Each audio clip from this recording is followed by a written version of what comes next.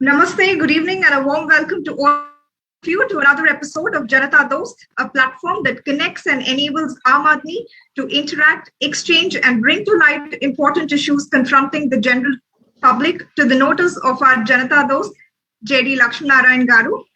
And this session generally does not end with the leave meeting button, but the interaction is followed by some real action on a certain relevant issues by our team JD.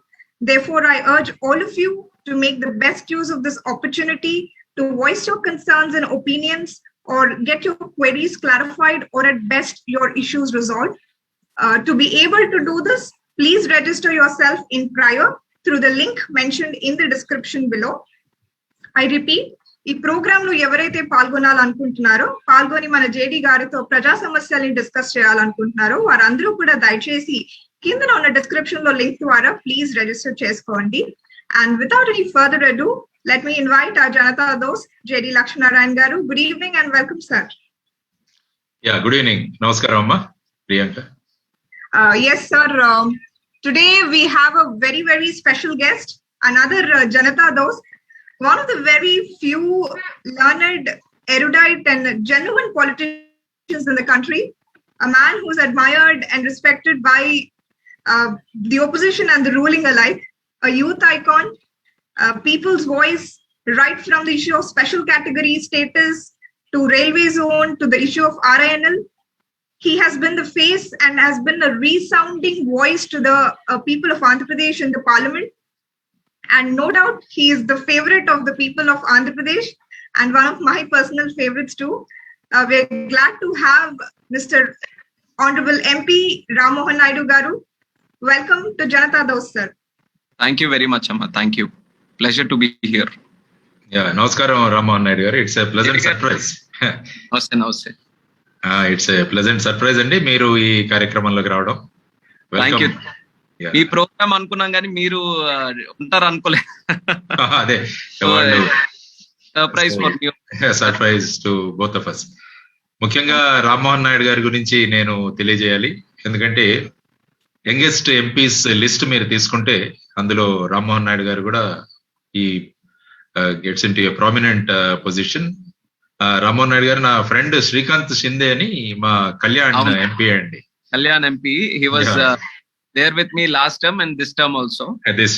Yes, because అతని actual గా campaigning అప్పుడు నేను రాజ్నాథ్ సింగ్ గారు వస్తుంటే అక్కడికి వెళ్ళాం. Kalyan campaigning ఆయన వస్తుంటే అక్కడ అరేంజ్మెంట్స్ చూసుకోవడానికి నేను వెళ్తే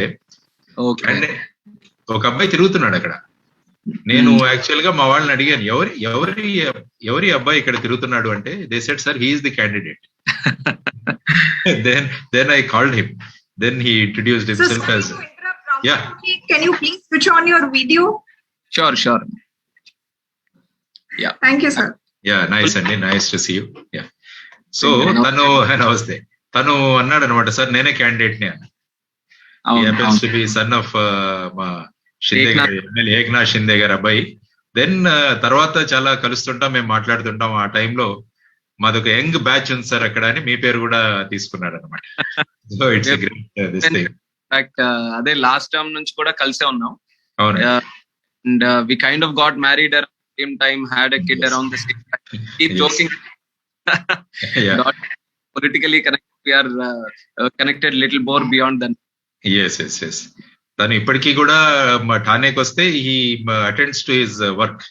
తను కూడా సర్జరీస్ అవి కూడా చేస్తుంటాడు తను. He said he will not leave that work because he says that is my bread and butter. So I will not leave it. అది శ్రీకాంత్ ఎప్పుడు చెప్తుంటాడు అనమాట. That is a nice association. And also మీ గురించి కూడా, మిమ్మల్ని కూడా ఒకసారి నేను సహలాల పుట్టుకలో ఒకసారి కలిశాను. తిత్లీ తుఫాన్ టైంలో మీరు టూర్ లో ఉన్నారు, అక్కడ నేను కూడా విలేజ్ లో ఉండినాను. వి హ్యాడ్ ఇంటరాక్షన్ అండి. నేను నా క్వశ్చన్ ఏంటంటే ఈ రోజు జనరల్ గా నేను మిమ్మల్ని ఈ రోజు few questions I want to ask. Youngsters ఎలా ఫీల్ అవుతుంటారు పార్లమెంట్ లో? మీ ఎలా ఫీల్ అవుతుంటారు? How it should be done? Overall అయితే definitely there is that overwhelming that emotion is definitely there. అంటే ఎంత చిన్న వయసులో ఈ పార్లమెంట్ లో అడుగు పెట్టామన్న ఎమోషన్ అయితే అందరికీ ఉంటుంది, across the states, across when you see the youngsters. and you see that enthusiasm also. It's not a easy thing to be here, so definitely we have to make a mark, we have to perform. ఆ కుతూహలం అనేది ప్రతి ఒక్కరిలో కూడా మాట్లాడాలి, అవకాశం వస్తే మాట్లాడాలి, మంచి ఇష్యూస్ టేకప్ చేయాలనేది ఓవరాల్ కనిపిస్తుంది. So that is something very inspiring. In fact the backgrounds also చాలా మంది అనుకోవచ్చు యంగ్ ఏజ్ లో వస్తే ఒక లెగసీ ఉంటుంది, which is the case with me also. మా నాన్నగారు కాబట్టి అవకాశం వచ్చింది, but not with every one. There are some people with very minimum political background, but with good academic background gani different areas lo successful ga politics lo young age lo vachi to see those kind of figures also, it is very inspiring. And I think for the future generations it's very good to for people from different walks of life to come there. But youngsters overall ga aithe aa energy definitely ga untundandi, and we kind of support each other also across parties. We whenever someone is speaking on some issue, even if it is an opposition party also, we kind of sit together and we discuss what enta ba matladaru kapothe inka em points inka ela undochu, and kind of taking tips also. Need already ayipindi kada, inkaina points unnai which I can also present in my speech ani. So that association, that enthusiasm is definitely there, and everyone kind of nobody takes it easy. ఏ youngster కూడా parliament లో వచ్చిన తర్వాత he's always kind of wanting to perform. I think కాన్స్టిట్యున్సీలో కూడా pressure వాళ్ళ మీద ఉంటుందేమో అని నాకు అనిపిస్తుంటుంది, ఎందుకంటే ఒక యంగ్స్టర్ గా గెలిపించిన తర్వాత everyone perform, everyone expects you to kind of deal with their issues in the parliament or in the center. So andarlo a common experience I think definitely something which we can relate to. I've seen that in the last term, 16th Lok Sabha and 17th Lok Sabha also. Actually 16th Lok Sabha I was one of the youngest. Now people say nakanna chaala youngsters vachchesaru. I can see myself in a lot of people now. Yes. అందుకనే నేను కూడా I keep encouraging youngsters to come to politics అండి, especially village level politics also they should contest as sarpanch and other things. అది కూడా మేము encourage చేస్తుంటాము. These blocks, there are different blocks, and మనం parliament అని బిగ్గెస్ట్ బ్లాక్ అని చూస్తాం, కానీ for that block to exist ఈ కింద నుంచి పంచాయత్ నుంచి ఈచ్ బ్లాక్ స్ట్రెంథన్ అయితే గానీ ఆ బ్లాక్ కి విలువ ఉండదు. But concentration, media, all the publicity and all, definite ga parliament ఉంటుంది. కానీ but these blocks and as a parliamentarian I also have to ensure that the blocks at different hierarchies they also strengthen, and youngsters at different levels. అందుకనే I think biggest challenge for us is ఇప్పుడు MP seat ఇస్తామనంటే youngsters ఎగేసుకుంటూ వస్తారు చాలా మంది, కానీ పంచాయతీ లెవెల్లో రమ్మంటే మాత్రం ఆలోచిస్తారు ఏంటంది. But our challenge is there. ఆ లెవెల్లో మనం అట్రాక్ట్ చేసి యంగ్స్టర్స్ కానీ మంచి యంగ్స్టర్స్ ని, మోటివేటెడ్ పీపుల్ ని రాగలిగితే ఆ హైరార్కీ ఈజీగా బిల్డప్ చేసుకోవచ్చు మనం. మీరు ఒక ఇన్స్టిట్యూట్ లాగా ఉంటే ఎలా ఉంటుంది అన్నది నేను just I want to have your opinion అండి. అట్లీస్ట్ పొలిటికల్ దీని గురించి, that means about constitution, about rural development, ఈ టైప్ ఆఫ్ సబ్జెక్ట్స్ పెట్టి can we have an institute అన్నది కూడా just I thought I seek your opinion. Definitely I agree with that also, and institution separate ga undali, and in fact general our civic sense towards the constitution, our responsibility as a citizen, our basic rights, iyanni kuda మనం syllabus లో నేర్చుకుంటాం, కానీ అంత stress ఉండదో, లేకపోతే ఆ importance మనం ఇవ్వలేకపోతున్నాం. అది కైండ్ ఆఫ్ ఇన్బిల్ట్ గా రావట్లే మనకి as a student going through his normal curriculum which ever board that he studies. So definite గా ఒక ఇన్స్టిట్యూట్ ఉండి, not just the institute working on it self, it can help other institutions also. Tag along ఊర్లో ఉంటే మనం tag along చేయొచ్చు, colleges కి వెళ్ళొచ్చు, because this is a basic subject. Special గా ఇంట్రెస్ట్ నేర్చుకోవడమే కాదు, as N Indian, as a citizen of this country, every one should have this sense of towards the country. దీనికి definite గా institutes ఉంటే sir 24 hours దీని మీద concentrate చేసుకొని మనం చేయడానికి అవకాశం ఉంటుంది. ఇప్పుడు జనరల్ అకాడమిక్ ఇన్స్టిట్యూషన్స్ అంటే ఒకటి చేస్తూ 10% 15% దీనికి ఇంకల్కేట్ చేయగలరు, కానీ ఓవరాల్ గా 100% చేసినప్పుడు, because that need is there, and I think the time is also right. ఇప్పుడైతే ఇన్స్టిట్యూషన్స్ పెట్టి ఆ kind of bringing people together with the kind of exposure, social media కానీ, ది డిజిటల్ ఈ ఏజ్ మనకి ఇస్తుంది ఇంట్లో, kind of setting it up and linking our selves with other people, I think it's a very good idea sir.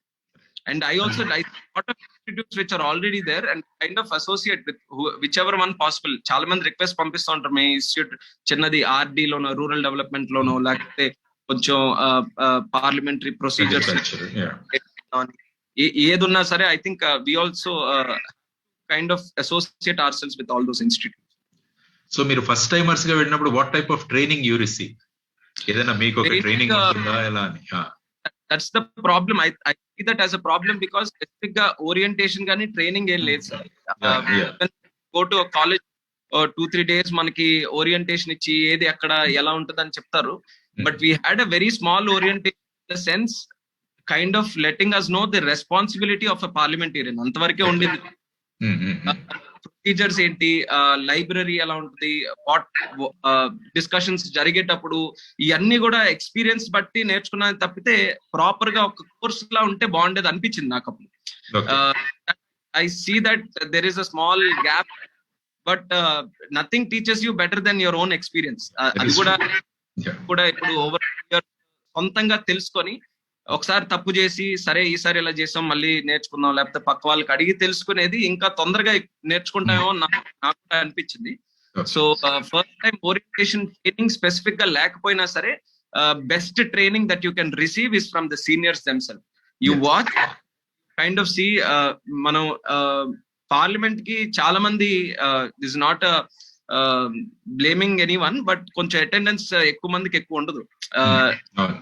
People who are very regular and who attend and who want to speak on every subject or every single day.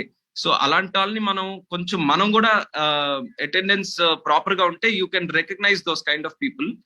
వాళ్ళని కానీ మనం పట్టుకొని వాళ్ళ advice తీసుకొని వాళ్ళు ఎలా చేస్తారు అని కనుక్కుంటే definitely you will receive lot more training than any books or any other specific programme కంటే. ఆల్రెడీ సీనియర్ అయితే పర్ఫార్మింగ్ సీనియర్ ఆ ఏరియాలో ఆ సబ్జెక్ట్ లో వాళ్ళ టిప్స్ తీసుకుని స్లోగా you learn and grow. That's how I did my this. Okay, right. And finally అండి, what is your call on recall system?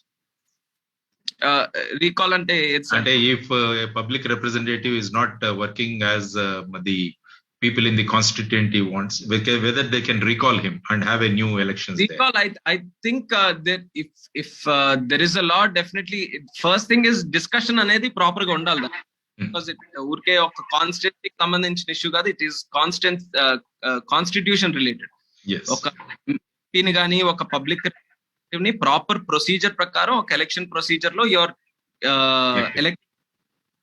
recall ane procedure unte adi kuda malli proper ga constitutional గా ఒక law గాని create చేసుకుంటా అంటే first thing without that constitutional procedure you can't do anything.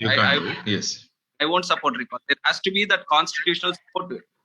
సరే constitution లో పెట్టినప్పుడు అని అంటే definitely that discussion has to be there. కానీ ఆ ప్రాసెస్ లో will it do more good or bad అనేది ఇన్స్టంటేనియస్ గా ఎప్పుడైతే నేను చెప్పలేను. బట్ ఆ ఫియర్ గానీ ఒక పబ్లిక్ రిప్రజెంటేటివ్ ఉంటే ఎప్పుడైనా రీకాల్ చేస్తారనేది maybe the performance will be better. That's what I thought I'll ask. Fear create చేయడానికి ఆ రీకాల్ ఏనా, but are there other mechanisms అనేది మనం probably we can explore. Yeah, right. Anything else, Priyanka? Yeah, please. Ramohanji has given us 20-25 minutes time, so I had to interrupt. Ramohanji, we are also working on a similar project on which just now you and sir have spoken. I'd like to take this to you post the event. And for today, sir, today we're also joined by Srimati Sugandhi Garu, Chairman AS Rafta Bank, a very enthusiastic supporter and one of our driving force behind the blood bank issue. Welcome, madam. Welcome to Janatadosth. But before I could let you speak, let me do a bit of contextual setting for the sake of our audience. Session 4 lo sir manaki Mr. Ramarao Garu SGF group nunchi issue ni raise cheyadam jarigindi that there is a need for a blood bank in this particular region. Udanam nephropathy kosam manandarki telisinde, and every family lo at least okka person aina ee kidney issues tho suffer avutunnaru. And aa roju mana JD gar promise cheyadam jarigindi that he is going to take up this issue, and upon his direction our team started working on this issue, and we have written to various officials and bureaucrats and other ministries. Suresh Prabhu garu kuda mana cause ni represent chestu Central Health Minister ki letter rasaru. And I'm happy to inform that last night we've received a reply from the ministry saying that this letter is forwarded to the concerned officer for taking necessary action. And I'd also like to place on record that our Honorable MP has extended his support to this cause. Avasaramayite ayana MP labs nunchi kuda funds issue chesta annaru manaki. We're very, very glad and thank you very much for that. And that's Wonderful. a quick Wonderful. Now I open the floor to you, Sugandhi Garu. I request you to take this forward. Please. Yeah, welcome, Sugandhi Garu, because the amount of work you did during COVID, because I kept on messaging you for the blood and other things, but you were always there. Eppudu kuda meeru immediate ga respond ayi, you did a lot of work. So thank you very much from the foundation also. Namaste, sir. Namaste, Andy. Yeah. Namaste, Honorable MP Garu, Lakshmi Narayan Garu, and thank you, Janatadosth team. It's been an honor to participate in this program, sir. The other day, Jagan Garu came and said there is a need for a blood bank in Uddanam area, madam. And as everybody knows, there's a lot of kidney patients there, and therefore a blood bank is required because many of them are on dialysis and in need of blood transfusions. And there is no blood bank, not only in Uddanam, but in the near vicinity also. Yeah. So that was a very wonderful thought and the need of the hour, because we all know that that area is for some unknown reason. There's a lot of research going on as to why the kidneys are failing there more than other areas, but there's no clear-cut answer as yet, though some fluorine and some other aspects, chemicals are being incriminated. Yes. The blood should be available for the patient at the bedside when needed. This is a concept in developed countries. Whereas what we see here today is whenever a patient requires blood, the relatives have to come running if it is a hospital-based blood bank to donate blood, and then they'll cross-match and give in the last hour. Or if there are like 80% of the hospitals, even in metros, do not have their own blood banks, because blood banking is a much more complex subject today. And once the doctor announces, yes, the patient needs 3 units or 4 units, immediately the relative who has the burden today to run around for several things for the patient, because it's no longer joint families like before, it's all nuclear families. Therefore, we have only 1 or 2 people to help a patient who's supposed to undergo surgery, or for some reason like kidney failure requires blood. And we know that in some accidents, we have given 40 units of blood to save a person's life on an emergency basis. And a dialysis person who after a certain few dialysis has to live on blood by repeated transfusions, or has to undergo a successful kidney transplantation in order to survive. And we all know how difficult it is to get a suitable donor. Therefore, having at least a blood bank nearby and to satisfy the needs of the patient's blood is definitely a top priority. So therefore, when Mr. Jagan had come, I said, yes, as a technical person, I can assist. If you can start a blood bank, it would be a pleasure to do so, because it will serve a very much population which needs the support of that kind.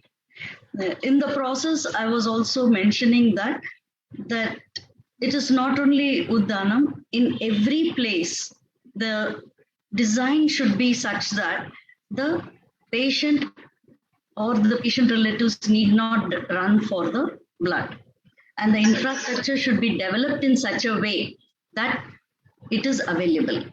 And this concept has already taken shape in several states like Karnataka, Kerala, some places in Tamil Nadu, and several countries several states whereby there is a regional blood transfusion center recognized by the government.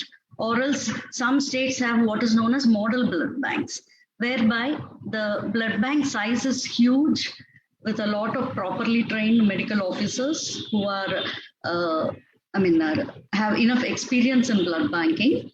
And they do various aspects. Such a blood bank does not just collect, test, and give the units. It collects huge volumes of blood, tests them, and distributes them to several storage centers. Many of the storage centers have to be in the hospitals so that the tested blood is stored there. Not only blood, all the components also, because today we hardly give whole blood. We give whichever component the patient requires. So all these should be available in the hospital setup. And the technician there should be only able to cross-match and issue the blood at a moment's notice. And for this, there are rules and regulations set up. So that there is no misuse of the blood, as well as no commercial charges put on the blood. Because I strongly believe blood is one product which cannot be commercialized. It comes from a human body. It is a liquid transplant, basically. Like how for solid organs, there should be no commercial basis. Blood also should be in such a way that it should not have a commercial value, but there are definitely processing charges. They are complex procedures. So that processing charges has to be paid in a fixed manner. And this has to be taken care of in a systematized fashion. An institutional hierarchy should be there. And there are blood banks which take care of some 50, 60 storage centers. Like that, we can easily distribute in such a way. And with the IT support today, we can monitor everything, teach and train the respective institutes on how to go about it in difficult cases. And this centralized institute should be able to handle all the complicated cases which they are not able to handle. So in this manner, today I have about 70 thalassemia children, which I'm supporting since 15 years. And I can see some of them are already getting into complications because of repeated blood transfusions, which happens to such children. Like that, it happens to so many other cases. And sometimes inadvertently, when a wrong blood is transfused because a wrong sample is sent and things like that. These situations are rare. We know even today such things are happening. So there should be a central institute with the know-how and the equipment to deal with all these situations. And another very important aspect which is not there in the current Andhra Pradesh is to have a centralized thalassemia and sickle cell anemia treatment center. Especially Andhra Pradesh and North Coastal Andhra Pradesh has a significant number of thalassemia and more importantly sickle cell anemia children who are not even crossing 20-25 years even today, more in the tribal population, but even apart from tribal population in several other categories they are there. And there is no support system for them to take care of all their needs, because these children cannot just take blood and live. They need so many other chelating agents, other medications. They need specialized consultations because they get into hormonal problems, kidney problems, heart problems, eye problems. So there is a large aspect of prevention of these aspects also for these children.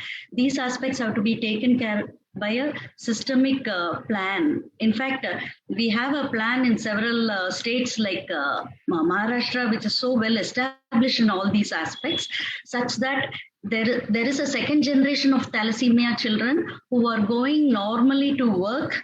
They are volunteering again to tell parents how to prevent such children.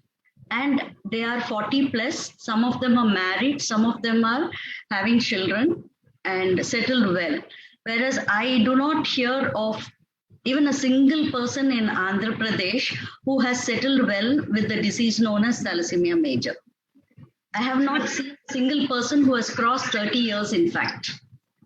This is a very sad aspect when we see a few states in India itself who are able to take care of this disease in such a way that they are normal and they are preventing future children as well as taking care of the existing patients.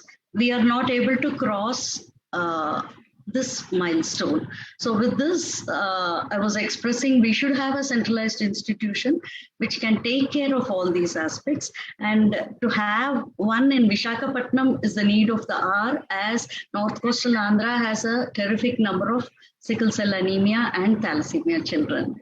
So this was the concept, sir. Sir, I have met you once. I don't know whether you remember. Yes. Part of Rotary Vizag couples. Yes. You had come as a speaker. Yes. So I have So been. this particular issue, ma'am, in Visakhapatnam and also Srikakulam district, our Jagan Murari, foundation member, he is taking up actively. As per time, sir, I was very impressed by the way he talked, and he's really a person who is very passionate, and you have a wonderful team. I can see that. This is very inspiring to be part of this. So ఇది కూడా మీ help కూడా తీసుకుంటాం రామ్మోహన్ గారు మేము. Sure అండి. Just wanted to interrupt, నాకు కూడా కొంచెం టైం అవుతుంది, బట్ మై సిన్సియర్ అప్రిషియేషన్ అండి డాక్టర్ సుగంధి గారు for all the efforts that you are doing. Not just what you have spoken about, but also like sir has mentioned during COVID also. I'm sure that you're doing a wonderful job, and all our support and good wishes for you to continue that good work. And second thing, much, sir, I'm looking forward to you representing this cause, sir, so that not only AP, all other states benefit from this. Definitely. And I should be directly involved because that area comes under my constituency only, and I've been trying again to provide whatever best efforts that we can do, but we see some of the solutions in what you have mentioned. At least konni problems kaina koncham mano koddiga మంచి చేసే విధంగా ఈ blood bank అనేది I've seen that lot of demand has picked up recently also. Lot of people are coming. మనం letters రాస్తాం, follow up చేస్తాం, దానికి regular process అయినా సరే based on my experience, I see that if I get little more involved, then కొంచెం speed up అవుతుందా. అందుకే I mention finances మనకి మేజర్ గా బాటిల్ నెక్ ఫైనాన్సెస్ దగ్గర వస్తాయి. సో ఎంపీ ల్యాడ్స్ మాకు ఆ ఫెసిలిటీ ఉంది కాబట్టి I also want to put in as much as possible from my side also to set up this blood bank in Uddanam area. So definitely we'll involve you also, me suggestions ఏమైనా ఉన్నాయి. And I'm very glad for JD గారి team కూడా ఈ ఇష్యూని take up చేస్తారు. ముందు కూడా వాళ్ళు ఆ ఏరియా వచ్చి చూసారు. They know the problem, they know the issue, and they trying there best. So local parliamentarian, my sincere thanks to each and every one who is involved, and I offer my complete support. And this is totally apolitical. Every one should come together and do the best to the people that offer my support. That నాకు కొంచెం time అవుతుంది. Right అండి, thank you very much for joining. Very happy to see, and I would like to interact more and more with you. You're an inspiring figure for me also. I've been seeing you since my childhood, and one of the inspiring figures is you, and so I definitely want to take this association forward. ఎప్పుడైనా ముందు కూడా మనకు అవకాశం వస్తే తప్పకుండా మీకు కలుస్తాను sir. I will interact. Thank you very much for sharing your inspiring figure, sir. Right. Let's work together and let us see that these two issues will handle it. Vizag as well as Srikakulam. Yeah, Priyanka, you can thank them. And thank you, Priyanka. Yeah. Thank you, sir. Thank you very much for your valuable time and your suggestions. We'd like to have you support us in our future ventures as well. Thank you very much once again joining despite your hectic schedule. Thank you very much, sir. Thank you very much. Thank you. Awesome.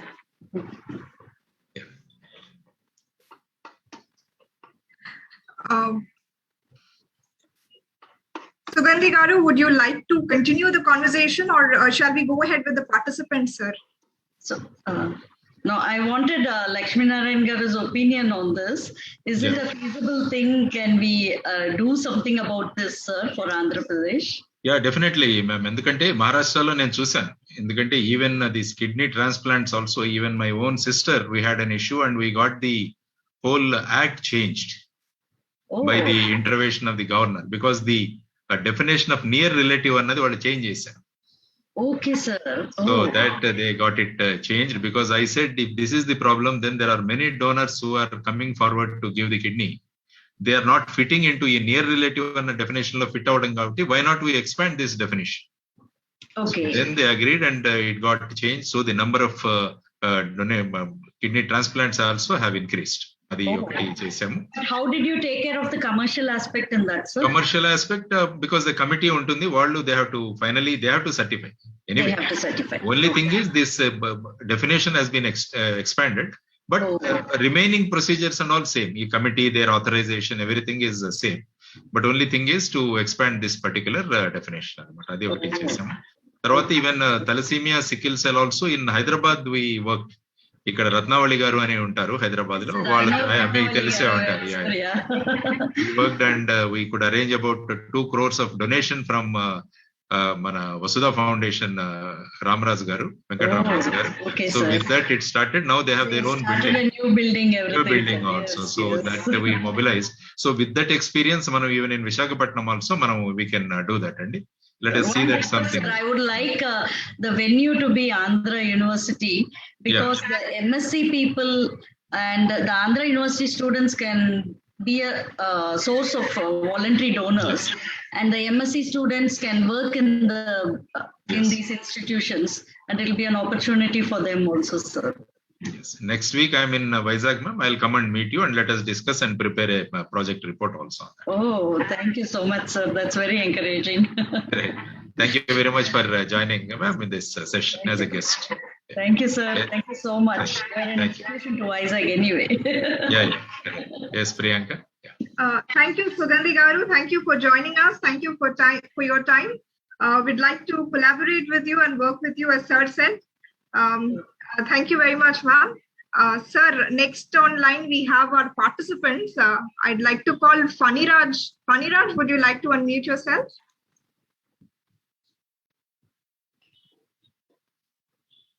Hi, sir. Very good evening. Yeah, good evening, Faniraj. Yes. Yeah, very nice to, it was very nice to get a chance to talk to people like you. Very inspiring, and So, without wasting time, I will put my 2 questions. Yeah, please. So, the very first one is what is the exact role of NGOs in the society? Either to do the charity work or the awareness. Ante manam service cheyala, awareness cheyala. Okay. You are talking about the NGOs, how they have come. Yeah, actually, because yes. Actually, if you see, United Nations annadi 1945 lo form ayi. In 1945, when United Nations form ayinappudu, they have prepared a charter. In that charter, they have mentioned in one of the articles, వాళ్ళు ఏమన్నారంటే, ఒక place develop చేయాలన్నా, ఒక సొసైటీని develop చేయాలన్నా, there should be a consultation between the economic and social council, consultation with non governmental organisations అని first time అక్కడ mention చేయడం జరిగింది, యునైటెడ్ నేషన్స్. ఎందుకంటే మేము కూడా we have the Join for Development Foundation చేసినప్పుడు we have gone through the role of NGOs and all. So actually the whole thing has been recognized by the United Nations. Second వచ్చేసి ఏంటంటే, it can be of different types. Some may be advisory, some may be working for charity, and some may be working for a specific cause. Basic గా ఏంటంటే, general గా if you see, NGOs keep working in environmental issues ఎక్కువగా తీసుకుంటుంటారు. తర్వాత వచ్చేసి social issues, తర్వాత human rights. So these are certain areas in which NGOs usually work. Basic గా they play a very important role in developing a society also. And also ఇందులో చూస్తే మీరు actual గా NGOనే అన్నాం, because the government has no role in it, only except for registration and all. తర్వాత general గా people with good money and people without money also, if they want to give their services to the society, so you can have the NGO. తర్వాత ఏమవుతుందంటే, social work. తర్వాత many of the NGOs widows గురించి కానీ, orphans గురించి కానీ, women గురించి కానీ, there are many NGOs which are working. Actually if you see, there are 3 types of registrations of NGOs. If you see, NGOs అన్నది trust గా మనం రిజిస్టర్ చేయొచ్చు, లేకుంటే ఒక సొసైటీగా రిజిస్టర్ చేయొచ్చు, or it can be a section 8 company under the companies act. Suppose if you take join for development foundation, మా foundation వచ్చేసి we registered it as a non-profit organization under section 8 of the Companies Act. తర్వాత ఏమవుతుందంటే, వీళ్ళకు they give tax benefits also. మన performance ని బట్టి they give 80G benefit and also 12AA benefit. తర్వాత if some foreign people are ready to contribute, you have to get a permission under the FCRA, foreign contribution regulation act అని ఉంటుంది. దాంట్లో గనక మీరు permission తెచ్చుకుంటే general గా even you can directly get funds from the abroad also. So this is how it is done. So వీటిలోనే charities అంటాం మనము, ఆర్ సర్వీస్ ఆర్గనైజేషన్స్ అంటాము. There are many things. So there is no hard and fast rule ఈ వాళ్ళు whether they are doing social service or whether they are taking up any cause. మీరు యాక్చువల్గా if you see there are many good NGOs. I mean to name few, I will say Give India Foundation అని ఉంటుంది. Give India Foundation వాళ్ళు ఏం చేస్తారంటే that's a donation platform. Suppose a particular cause గనక మనం వాళ్ళకి ఇవ్వగలిగితే they raise funds for it. That is you must have heard about. ఇంకోటి వచ్చేసి గూంజ్ అని ఉంటుంది. There is an organization called Goonj. వాళ్ళు ఏం చేస్తారంటే బేసిక్ గా garments they collect and they give it to the people who are in need of them. So that is Goonj. తర్వాత HelpAge India అని wherever you go, maybe you go to a shop or there is a small box that is kept, అందులో donations వేయమని అంటుంటారు. That is called HelpAge India. That is also another NGO wherein they help the elderly people. తర్వాత CRY అనేది కూడా ఉంది, child rights and you. That is also a famous NGO. They work for the children rights. And finally there is another organisation which is called Pratham organisation. They improve the quality of education. కాబట్టి ఇప్పుడు నేను ఈ examples ఎందుకు ఇచ్చానంటే there are varied fields, రకరకాల fields లో you have the NGOs. If you see international లెవెల్లో కూడా రోటరీ క్లబ్ కానీ లయన్స్ క్లబ్ కానీ they are also NGOs. They all started with a small setup. వాళ్ళు ఒక స్మాల్ సెటప్ తో స్టార్ట్ చేశారు. సమ్ క్రిస్ హ్యారిస్ అని రోటరీ కానీ లేకుంటే లయన్స్ క్లబ్ కానీ ఇవన్నీ కూడా ఒక చిన్న 5-6 మెంబర్స్ కలిసి పాల్ హ్యారిస్ అని they started Chris Harris and Melvin Jones. Sorry, Lions is Melvin Jones. So they started with a small 10 people and now they have hundreds of organizations throughout the world. So always, because government can't do everything, so it needs support from the people kada.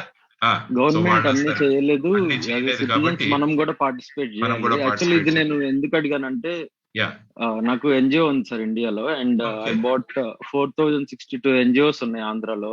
నేను అందరితో మాట్లాడాను. And I made a union of NGOs. మనం ఎందుకు కలిసి work చేయకూడదు? And we got a project called Jagriti. Second question నేను దాని గురించి అడుగుదాం అనుకుంటున్నాను. So it's all about promoting మన పోట్రీ, ఫార్మింగ్ ఇవన్నీ ఉన్నాయి కదా. ఇది స్కూల్ లెవెల్లో మనం ఎందుకు ఇంప్లిమెంట్ చేయకూడదు? అసలు చెయ్యొచ్చా? ఎంత ఎక్స్ట్రీమ్ లెవెల్ వరకు మనం స్కూల్స్ కి తీసుకెళ్లొచ్చు? దీనికి సెంట్రల్ గవర్నమెంట్ నుంచి మనం ఎట్లా సపోర్ట్ తీసుకోవచ్చు? దీన్ని like Telugu states, south India ఇట్లా స్టోర్స్ లాగా స్ప్రెడ్ చేద్దామని we have designed A project. ఒక 1 year పట్టింది మాకు అన్ని ఎన్జిఓస్ తో మాట్లాడి లైక్ మైండెడ్ పీపుల్ గ్యాదర్ చేయడానికి. నియర్లీ 1 year పట్టింది. Bengaluru Christ university students help చేశారు ది ప్రాజెక్ట్ చేయడానికి. And we got nearly 170. But only problem మేము ఫేస్ చేసేది ఏంటంటే lack of that leadership and guidance. ఇప్పుడు చాలా విషయాలు when I talk with Murari Jagan also, he said many things which I never know. నేను work చేస్తున్నాను, but we always work for the awareness. అంటే we don't like old age homes లో food అవి తప్ప నేను అనట్లేదు, but we don't prefer them. We always prefer the issues ని raise చేయటం, అవేర్నెస్ క్రియేట్ చేయటం. అండ్ యూనో మనం మీ ఏమన్నా ఇష్యూస్ ఇట్లాంటి వాటిని మేము ఎక్కువ మీరు లైక్ పీపుల్స్ మేనిఫెస్టో అని ఒకటి కాన్సెప్ట్ చెప్పారు. ఎగ్జాక్ట్ అట్లానే టాక్ ఫర్ ద నేషన్ అని మేము ఒకటి డిజైన్ చేసాం, like as you said. So ఇది కూడా మేము కాలేజెస్ లోకి వెళ్ళి పబ్లిక్ ప్లేసెస్ లోకి వెళ్ళి పీపుల్ నుంచి ఒపీనియన్స్ తీసుకోవటం, దాన్ని డ్రాఫ్ట్ చేసుకోవటం, ఇవన్నీ కన్సర్న్ ఎంపీస్ కి వీళ్ళకి మెయిల్స్ చేయటం. That is how we do. And so we always looking towards to awareness. And also in this instant I would like to ask you, like, you know, we really need the guidance. We got a wonderful team, like more than 300 students are working. మీరు ఎక్కడ, where are you station? మీరు ఎక్కడ ఉంటారు? నేను Melbourne లో ఉంటానండి. ఓ, Melbourne. Okay. ఇక్కడ మీ representatives ఉంటారు కదా వైజాగ్ లో, maybe? yes, I got in Vizag, Guntur, Warangal, Hyderabad, Vijayawada, Guntur. Okay. So what I'll do is నేను మీ రిప్రజెంటేటివ్స్ ను మీట్ అవుతాం ఫిజికల్ గా. Then also, because CSR is another aspect which we need to work on. ఎందుకంటే వీళ్ళన్నింటినీ కూడా CSR లో గనక మనం register చేయించుకుంటే then what we can do is మనం ఒక ప్రాజెక్ట్ రిపోర్ట్ చేసి, suppose say X company has to spend so much on the CSR. వాళ్ళు ఏం చేస్తారంటే on CSR they list out which are their priority areas. మనం ఏం చేయాలంటే we have to pick up those priority areas and then submit a project report to them, so that the funding part will be taken care of, because everything you need finances. That is also very important. So adi kuda we can take care. కాబట్టి definitely మనం join for development foundation మీ ఇది కూడా will collaborate and let us see something. Yes, sir. So very glad, and especially like, sir, I got like very good students, Steve. Very aggressive. I mean, like very interested in social service. But only thing is, నా knowledge అదంతా సరిపోవట్లేదు. Like we need very good people to lead. To get we can get like we can do much more better if people like you guide us. We'll definitely collaborate and మనం చేద్దామండి. We'll take the cause forward. Okay. Thank you. Thank you, Faniraj. Thanks for joining. Thank you. All the best. Thank you, Faniraj. Thanks for joining. That's a brilliant question and issue that you raised. Thank you for that. Sir, no doubt that NGOs are turning out as the parallel governments, and especially during the times of COVID, the amount of work that these NGOs have done was incredible. Yes. In fact, they have been a huge support to the government. But I'd like to also bring another side of the coin to this issue. But concerns have been raised of late about the unaccounted foreign funds flowing into the NGOs, Yes. trying to scuttle development, trying to alter the fabric of the society, the demographics and population. Some of the NGOs are very capable of lobbying at the top levels of the government and altering policies as well. And nowadays we keep hearing a lot about Open Society, Soros and the Wikimedia Foundation. All of them are mired in very, very ugly controversies. Sir, how important do you think it is to regulate these foreign funds and at the same time see that genuine NGOs like these are protected at the same time? Yeah, ఇప్పుడు ఏమవుతుందంటే because of some activities of some NGOs, so all the NGOs they get branded. That is the unfortunate thing that is happening. అందుకనే ఏమైందంటే FCRA regulations they have very streamlined it and they have made it stricter. ఇంతకు ముందు ఎలాగ ఉండదంటే FCRA permissions చాలా ఈజీగా దొరికేవి. ఇప్పుడు now they are doing lot of scrutiny and they are seeing to it that the funds which are being received from abroad, అక్కడి నుంచి వచ్చిన ఫండ్స్ అన్ని కూడా for proper purpose ki it should be utilized. It should not be used for some other agenda. Many of the people on the front end they show some agenda, but back end they have another agenda. So వీటిలను stop చేయడానికి this FCRA అన్న regulations అనేవి చాలా strict గా చేయడం జరిగింది. అందుకనే lot of people they lose their FCRA licenses also.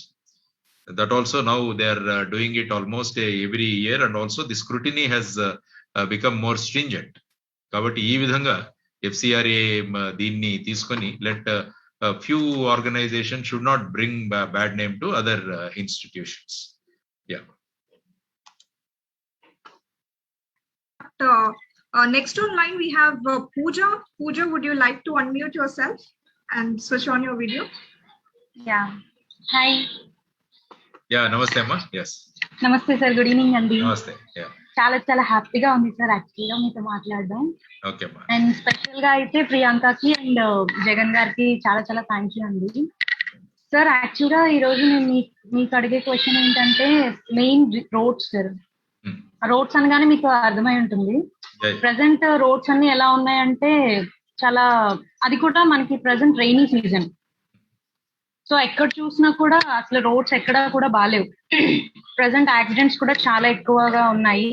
And ఒక 8 to 1 year బ్యాక్ నుంచి గ్రౌండ్ వర్క్స్ అని చెప్పి రోడ్స్ అన్ని తవ్వేసి ఇంకా వాటిని ఫుల్ గా ప్లెయిన్ గా క్లోజ్ చేయకుండా అలా మట్టి జస్ట్ కప్పేసి వదిలేస్తున్నారు సార్. సో దానికి పరిష్కారం ఏంటి అనేది. ఓకే, బేసిక్ గా ఒక దేశానికి అభివృద్ధికి ఇన్ఫ్రాస్ట్రక్చర్ అనేది చాలా ముఖ్యం. ఇన్ఫ్రాస్ట్రక్చర్ లో ప్రధానంగా వచ్చేది roads.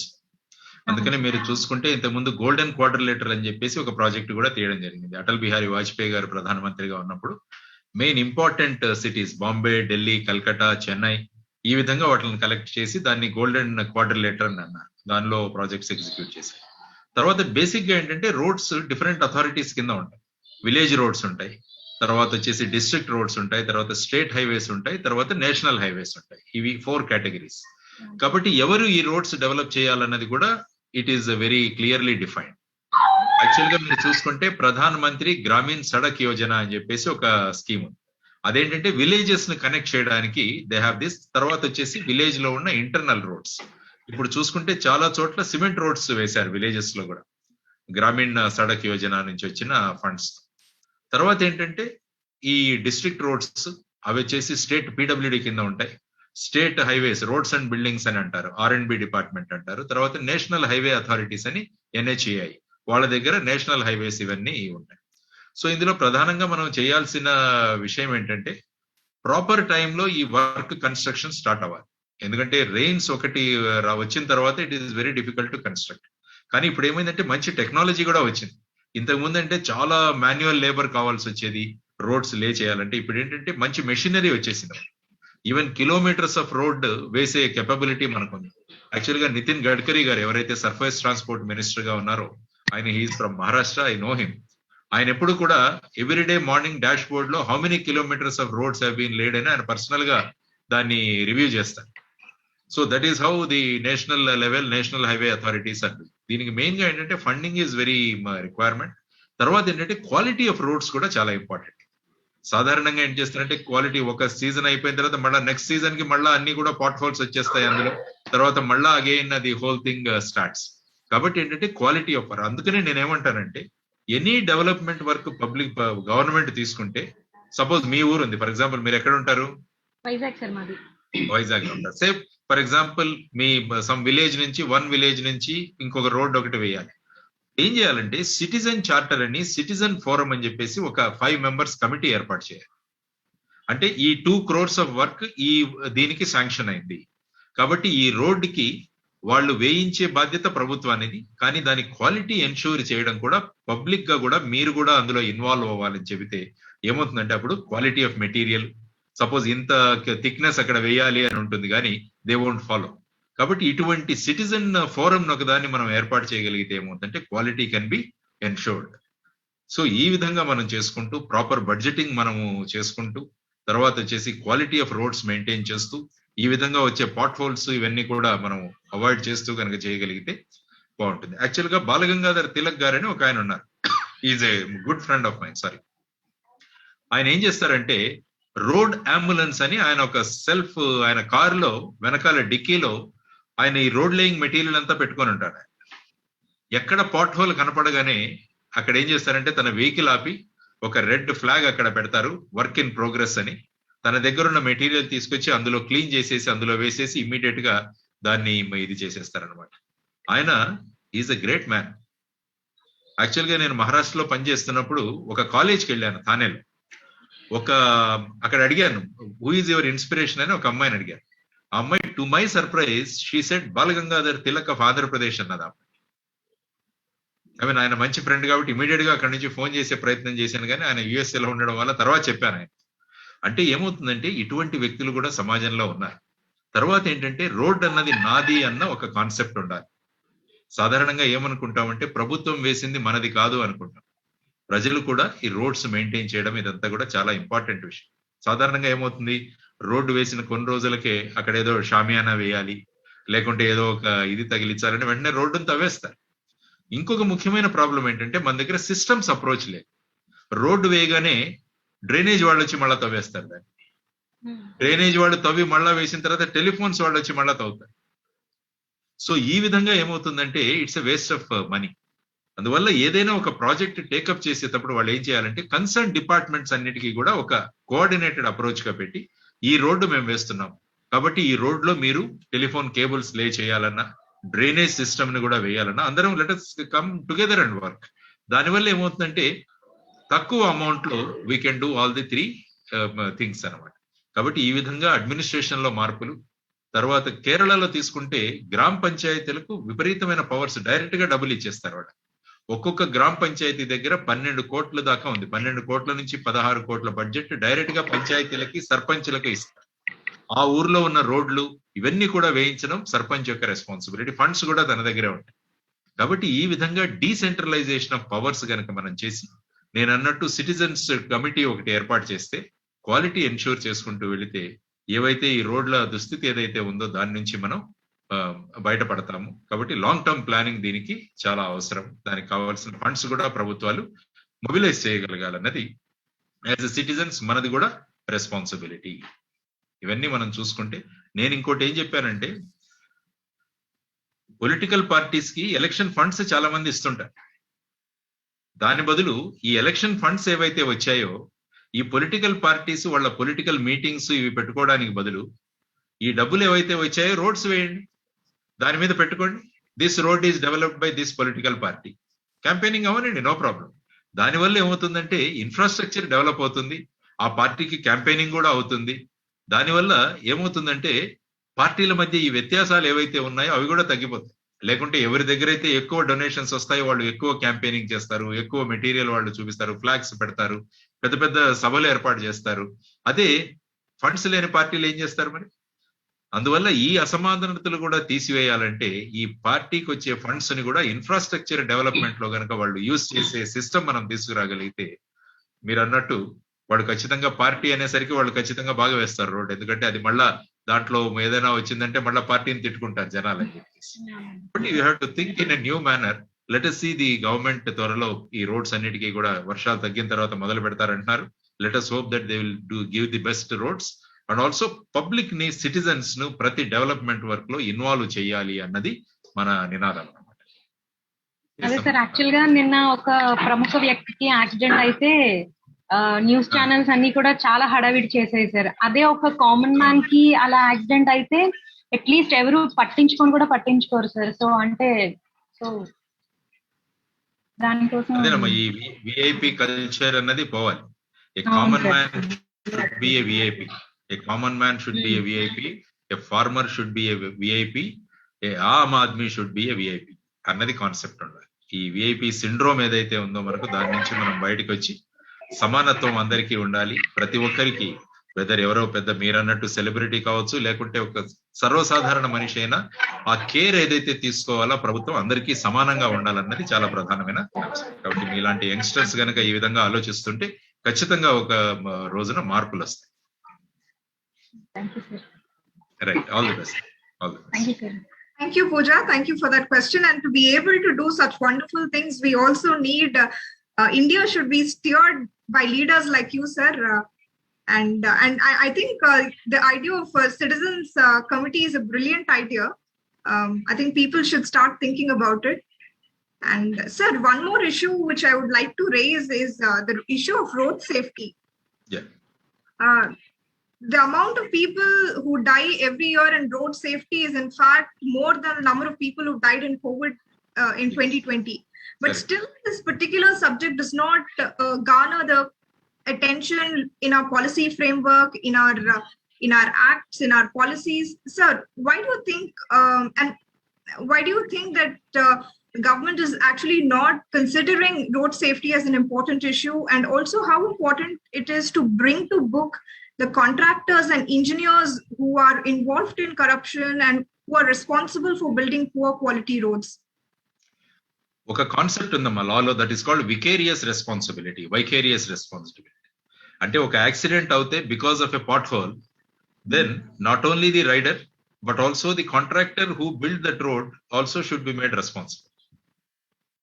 So that is called vicarious responsibility. He may not be there physically to do this, but his job is to ensure మంచి రోడ్స్ వేయడము, తర్వాత ఈ విధంగా ఏదైనా రోడ్ డ్యామేజ్ అయితే ఇమీడియట్ గా దాన్ని రిపేర్ చేయడము, ఇవన్నీ కూడా రెస్పాన్సిబిలిటీస్ ఇవ్వాలి. ఎందుకంటే హ్యూమన్ లైఫ్స్ ఆర్ ఇన్వాల్వ్, ప్రజల జీవితాలు ఇన్వాల్వ్ అయ్యాయి. మీరు అన్నట్టు రోడ్ యాక్సిడెంట్స్ లో జరిగే మరణాలు చాలా ఎక్కువగా ఉన్నాయి మనకి. కాబట్టి వీటిని ఏ విధంగా కావాలి. Every year 150 people die. 150 people die. Yes. So ఇందులో ఏంటంటే రోడ్ సేఫ్టీ పెట్రోల్ అని చెప్పేసి there is a concept, RSP అంటారు. అక్కడ ఏంటంటే అది స్కూల్స్ లో ఇంట్రడ్యూస్ చేస్తారు. ఆ స్కూల్స్ లో RSP అన్న సిస్టమ్ ఏమవుతుందంటే, ఆ స్కూల్ బయట ఉన్న రోడ్స్ ఏవైతే ఉన్నాయో అక్కడ మార్నింగ్ చిల్డ్రన్ వస్తారు, తర్వాత అక్కడ పార్కింగ్ చేస్తారు, తర్వాత వాళ్ళు అక్కడ నుంచి స్కూల్లోకి వస్తారు. ఇవన్నీ కూడా ఆ స్కూల్ స్టూడెంట్సే వాళ్ళు రెగ్యులేట్ చేస్తారు. This system is called road safety patrol, RSP. It is very very strong in మహారాష్ట్రలో Maharashtra police and people, they schools అన్ని కూడా కోఆర్డినేట్ చేసి వాళ్ళు they have this system RSP అని. చిల్డ్రన్ కూడా బ్రహ్మాండంగా వాళ్ళు యూనిఫామ్ లో ఉండి, లైక్ ట్రాఫిక్ కానిస్టేబుల్స్ వాళ్ళు ఉండి, వాళ్ళు విజిల్స్ తీసుకొని అందరినీ పార్కింగ్ సక్రమంగా చేయించడం. ఓన్లీ స్కూల్ స్టార్ట్ అయ్యేటప్పుడు with the time of school closure, ఈ రెండు టైంలో కూడా వాళ్ళు మానిటర్ చేయడం వల్ల వాళ్లకు ట్రాఫిక్ రూల్స్ తెలుస్తాయి. తర్వాత ఒక పిల్లవాడు గనక పెద్దవాళ్ళకి చెబితే వాళ్లకు నామోషి వస్తుంది. సపోజ్ ఒక ట్రాఫిక్ కానిస్టేబుల్ వచ్చి చెబితే వాళ్ళు ఒక ఫైటింగ్ దిగుతారు. అదే ఒక చిన్న పిల్లవాడు వచ్చి మీరు సరిగా పార్క్ చేయలేదంటే they feel that we have did something. కాబట్టి ఈ అన్ని కాన్సెప్ట్స్ తీసుకుని రోడ్ సేఫ్టీ పెట్రోల్ అన్న సిస్టమ్ ఏదైతే ఉందో that's a very very good system. తర్వాత ఇంకోటి ఏంటంటే మెజారిటీ ఆఫ్ ది యాక్సిడెంట్స్ ఎందుకు అవుతున్నాయన్న ఒక చేస్తే దాంట్లో రేర్ రెడ్ లైట్స్ ఉండకపోవడం. మోస్ట్లీ ట్రాక్టర్స్ కానీ టిప్పర్స్ కానీ వీటన్నిటికీ they are mandatorily they are suppose to have these red lights. ఇవి పెట్టాలి అంటే రేడియం లైట్స్. అంటే ఎక్కడైనా పార్క్ చేసినా కూడా from a distance you know that something is park. రెండవ ఇంపార్టెంట్ రీజన్ ఏంటంటే ఆపోజిట్ డైరెక్షన్ లో డ్రైవ్ చేయడం. These two are very very important reasons for majority of the accidents. కాబట్టి వీటిని ఏ విధంగా చేయాలి అన్నది కూడా ఒక ఇది చూసుకుంటే అప్పుడు మనం let us think about it. Maybe మనం ఒక డ్రైవ్ కండక్ట్ చేసి ఏ వెహికల్స్ కి అయితే ఇలాంటి రేడియం లైట్స్ లేవో వాటిని కనుక మనం ఫిక్స్ చేయడము. ఆ తర్వాత వచ్చేసి even bullock carts also they should have. ఎందుకంటే సడన్ గా నైట్ లో if they are on the highway ఏదైనా వెహికల్ స్పీడ్ గా వస్తున్నప్పుడు ఏమవుతుందంటే this is a big issue. So ఇవన్నీ కూడా ఈ మీరు అన్నట్టు this road accidents is a biggest this thing and government should give priority because చాలా మంది ఈ రోడ్ యాక్సిడెంట్ లో చనిపోతున్నారు. దీన్ని మనం ఆపగలగాలి. దానికోసం యాజ్ ఎ సిటిజన్స్ కూడా మనం ముందుకు రావాలి. ఎన్జిఓస్ కూడా they should come forward. Traffic education మనము ఇంప్రూవ్ చేయాలి. మనం అనుకుంటాం ఇది జస్ట్ ఇంతే కదా, ఒక 100 మీటర్సే కదా, ఏముంది రివర్స్ మీ వన్ వే ఉన్నా కూడా మనం వెళ్ళిపోదాం అనుకుంటాం. కానీ ఇవేంటంటే ఇవన్నీ they should be inculcated in the people right from childhood. కనుక ఇన్కల్కేట్ చేయగలిగితే traffic regulation that brings discipline also in human beings. అది చాలా ముఖ్యమైన విషయం. Yes, Priyanka. Yeah, thank you, sir. Those are very brilliant points. So let us think over those points. And sir, there is a YouTube comment. I'd like to read it out. 2 రోజుల క్రితం హైదరాబాద్ సింగరేణి కాలనీలో 6 సంవత్సరాల పాపపై ఒక అత్యాచారం జరిగింది. సమాజంలో ఇలాంటి situations are events మళ్ళీ జరగకుండా ఉండాలంటే ఏం చేయాలి? That was a comment, sir. Would you like to comment? మొదట ఏంటంటే ఇది చట్టాలు ఉన్నాయి మన దగ్గర. చట్టాలు చాలా స్ట్రిక్ట్ గా ఉన్నాయి. ఫర్ ఎగ్జాంపుల్ నిర్భయ ఇన్సిడెంట్ జరిగిన తర్వాత చట్టంలో చాలా మార్పులు తీసుకురావడం జరిగింది. తర్వాత వాళ్ళని ఇమీడియట్ గా యాక్షన్ తీసుకోవడం కూడా జరుగుతుంది. కానీ ఇది ఒక అరేంజ్మెంట్. యాక్చువల్గా ఏంటంటే మైండ్ సెట్ అన్నది మారాలి. Mind set of boys especially it should change. సాధారణంగా మనం ఏంటంటే ఇళ్లలో అమ్మాయిలకు చెబుతుంటాం జాగ్రత్తలు. అట్ ది సేమ్ టైం అబ్బాయిలకు కూడా వార్నింగ్ ఇవ్వాలి. They should behave well. ఎందుకంటే ఇవన్నీ ఇన్సిడెంట్లు జరుగుతున్నాయంటే somebody is perpetrating this crime. So అబ్బాయి ఏం చేసినా నడుస్తుంది అన్న ఏదైతే మన దగ్గర వాదం ఉందో అది తప్పు. అమ్మాయిలే జాగ్రత్తగా ఉండాలని మనం చెప్తుంటాం కానీ that is not at all correct. You should mend the boys. అబ్బాయిలను మెండ్ చేయాలి and they should behave properly. So that is very very important thing. So parental responsibility చాలా ఉంటుంది దీంట్లో. అదేవిధంగా స్కూల్స్ అండ్ కాలేజెస్ లో కూడా టీచర్స్ రెస్పాన్సిబిలిటీ. ఇప్పుడు ఏమైపోతుందంటే పేరెంటింగ్ లో కూడా వాళ్ళకి టైం ఉండట్లేదు అన్నది మేజర్ గా వాళ్ళు చెబుతున్న విషయం. టీచర్స్ కూడా జస్ట్ సిలబస్ కంప్లీట్ చేయడమే వాళ్ళ మెయిన్ ఇది అనుకుంటారు. కానీ both these gurus, the parents and teachers, they have a very very important role in educating a child. కాబట్టి ఎడ్యుకేషన్ అన్నది చాలా ముఖ్యం. చాలా మంది కన్ఫ్యూజన్ ఏముంటుందంటే ఎడ్యుకేషన్ అంటే ఎగ్జామ్స్ లో పాస్ అవ్వడం అనుకుంటారు. ఎగ్జామ్ లో పాస్ అవ్వడం లిటరసీ, బిహేవియర్ సరిగా ఉండడం ఎడ్యుకేషన్. అందుకనే ఆల్బర్ట్ ఐన్స్టీన్ అంటారు వాట్ ఈజ్ ఎడ్యుకేషన్ అంటే education is that what remains with you after you have forgotten what you have learned in school and college అంటారు. స్కూల్లో కాలేజ్ లో చదువుకున్నదంతా మరిచిపోయిన తర్వాత మీ దగ్గర ఏదైతే మిగులుతుందో అదే విద్య అంటాడు. అందుకనే విద్య వినయం చదువు సంస్కారం అంటాం. కాబట్టి ఈ సంస్కారము వినయము అన్నవి పిల్లల్లో తీసుకురావాల్సిన బాధ్యత తల్లిదండ్రులది ఉంది, ఉపాధ్యాయులది కూడా ఉంది.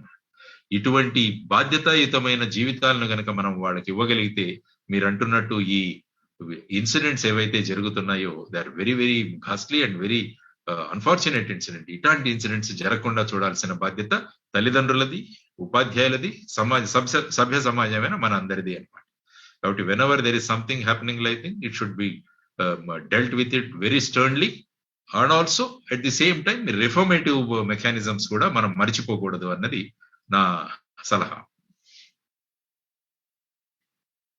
Yes, sir. I think that answers the question. Next on line, we have Ramana Garu. Would you like to please unmute yourself? Hello. Yeah చెప్పండి. నమస్తే అన్నగారు. నమస్తే నమస్తే అన్నగారు నమస్తే అన్నగారు. నమస్తే. నేను మాట్లాడేది మనిషికి కూడు, గుడ్డ, నీడ ఈ 3 ఇంపార్టెంట్ అని అందరికీ తెలుసు అన్నగారు. ఈ 3లో పనిచేసే కార్మికులు, చేనేతలో గాని, ఇల్లు నిర్మించే కార్మికులు గాని, అన్నం పెట్టే రైతులు గాని అభివృద్ధి చెందకోకుండా ఈ దేశం ఎలా చెందిన దేశంగా మనం చెప్పుకుంటున్నాము.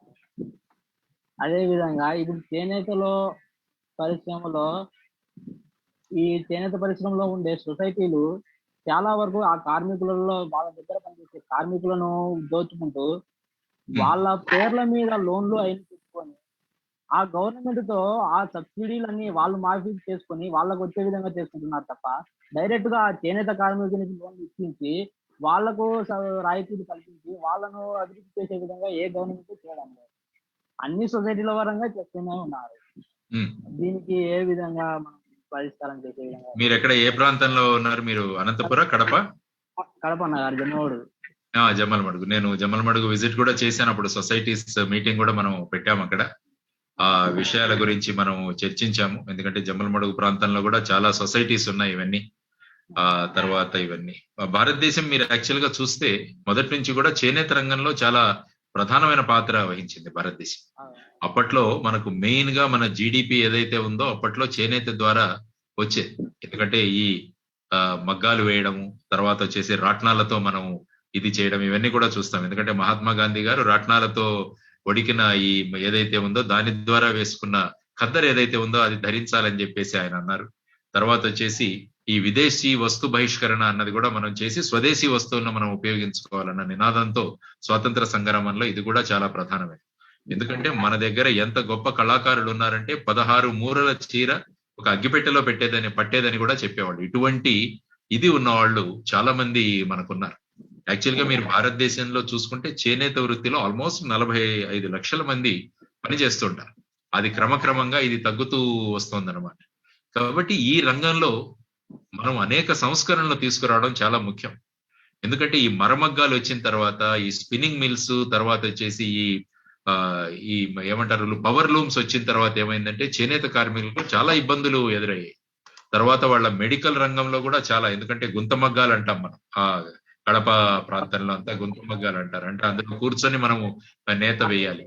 దానికి 2-3 రోజులు పడుతుంది ఒక్కొక్క ఇది చేయాలంటే. కొద్దిగా ఎక్కడైనా తప్పు వచ్చినా కూడా మళ్ళా మొదటి నుంచి మొత్తం చేయాల్సి వస్తుంది. తర్వాత ఏదైతే మీరు బయట నుంచి తెచ్చుకుంటున్న ఇది ఉందో దానికి కూడా ట్యాక్స్, జిఎస్టీలు ఇవి కూడా వేస్తున్నారు. ఇవన్నీ కూడా అక్కడ ఉన్న సమస్యలు. తర్వాత వచ్చేసి మరమగ్గాలుతో పాటు ఈ పవర్ లూమ్స్ వచ్చిన తర్వాత ఇంకా చాలా ఇబ్బంది అయిపోయింది.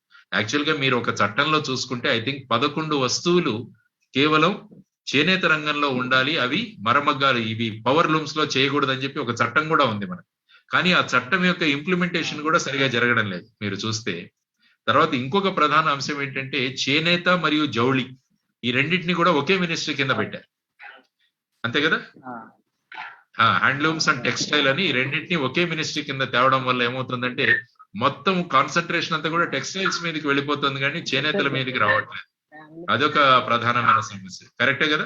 ఇది మనం ప్రధానంగా గమనిస్తున్న ఒక ముఖ్యమైన అంశం. తర్వాత వచ్చేసి ఏంటంటే చేనేతలకు ఏ విధమైన సహాయాలు చేయాలి. ప్రస్తుతం ఐ థింక్ ఆంధ్రప్రదేశ్ ప్రభుత్వం చేనేతలకు వారికి ఐ థింక్ ఏటా 24,000 రూపాయల గ్రాంట్ ఐ థింక్ నేతన్న హస్తం అన్నట్టుగా ఇస్తున్నట్టుగా నేను చదివాను. కరెక్టే కదా. అది 24,000 రూపాయలు ప్రతి సంవత్సరము నేతన్నలకు ఇవ్వాలన్న ఒక ఇది వచ్చింది. కానీ ముఖ్యంగా చేయాల్సిన విషయం ఏంటంటే నేతన్నలు ఏవైతే నేస్తున్నారో వాటికి మార్కెటింగ్ కల్పించాలి.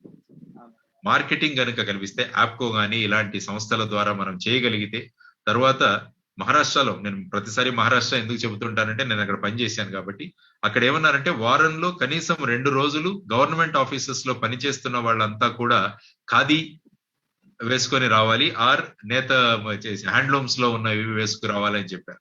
దానివల్ల ఏంటంటే మళ్ళా డిమాండ్ అన్నది పెరుగుతుంది అన్నది వాళ్ళ ఉద్దేశం. ఎందుకంటే మన దగ్గర మీరు చూసుకుంటే వెంకటగిరి గాని, ధర్మవరం గాని, తర్వాత జమ్మలమడుగు గాని, పొందూరు గాని, ఇవన్నీ కూడా మన దగ్గర ఉన్నాయి. తెలంగాణలో చూసుకుంటే పోచంపల్లి గాని, గద్వాల్ గాని, ఇలాంటివన్నీ కూడా చాలా మనకు అన్నారు.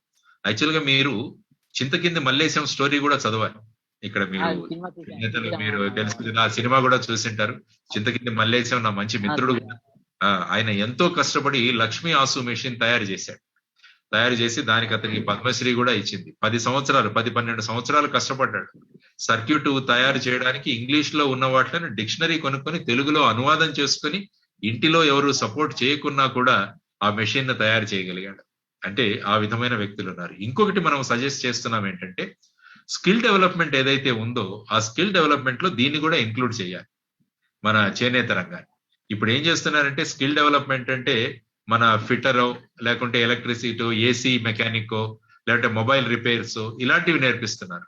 యాక్చువల్ గా ఏ ఇళ్లలో అయితే చేనేత రంగంలో ఉన్నారో నేతన్నలు ఉన్నారో వాళ్ళ ఇళ్లలో ఉన్న పిల్లలు ఎవరైతే ఉన్నారో వాళ్ళకి స్కాలర్షిప్లు ఇచ్చి దీన్ని గనక నేర్పించగలిగితే అప్పుడు ఏమవుతుందంటే మన పరంపర ఏదైతే ఉందో అది కంటిన్యూ అవుతుంది అన్నది ఒక సూచన మనం చేశాము. చెప్పండి. ఇప్పుడు చేనేత రైతు వీళ్ళకు విలువ లేకుండా చేస్తూ వాళ్ళని ఆ పనులలోకి రాకోకుండా నూతన ఉద్యోగాల వైపు తరలించుతున్నారు ప్రతి అమ్మ నాన్న వాళ్ళు. అటువంటిప్పుడు వీళ్ళు ఈ చేనేత పరిశ్రమ వైపు యువత రావడానికి ఆసక్తి చూపించాలంటే ఆధునికతలో ఒకవేళ చేయకపోవడం దానిలో తరతరాల నుంచి మనం చేనేత వృత్తినే నమ్ముకొని మనం బాగుపడలేదు కదా అని అదొక విధంగా తల్లిదండ్రులు వాళ్ళను ఆ విధంగా పెంచడం లేదు. అందరికీ ఉద్యోగాలని వాళ్ళని ఆ వైపు పెంచుతున్నారు తప్ప మనం చేసిన పని దీన్ని విలువ పెంచుకొని వాళ్ళని మనం చేసుకున్నామని ఎవరు ఆలోచించడం లేదు. ఆ విధంగా అవును, ఈ ఉద్యోగాలకి ఏంటంటే మర్యాద కల్పించాలి. రైతుకు ఏ విధంగా మర్యాద కల్పించాలో నేతన్నకు కూడా మర్యాద కల్పించి విలువ అనేది కల్పించినప్పుడు వాళ్ళు ఒక విధంగా పైకి వచ్చే విధంగా వాళ్ళకు ఒక విలువ కల్పిస్తే వాళ్ళని సమాజంలో గుర్తించుంటారు.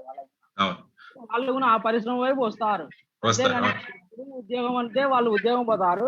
ఈ పరిశ్రమలన్నీ మనం నా చరిత్రలో కలిసిపోతాయి.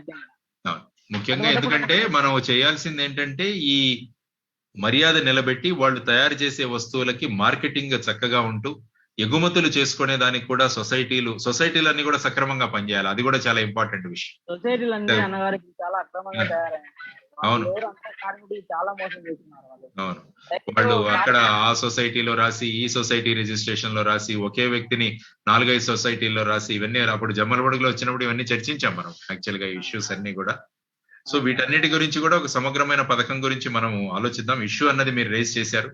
రైతన్న నేతన్న వీళ్ళిద్దరు కూడా చాలా ముఖ్యమైన అంగాలు మన. ఎందుకంటే మీరు అన్నారు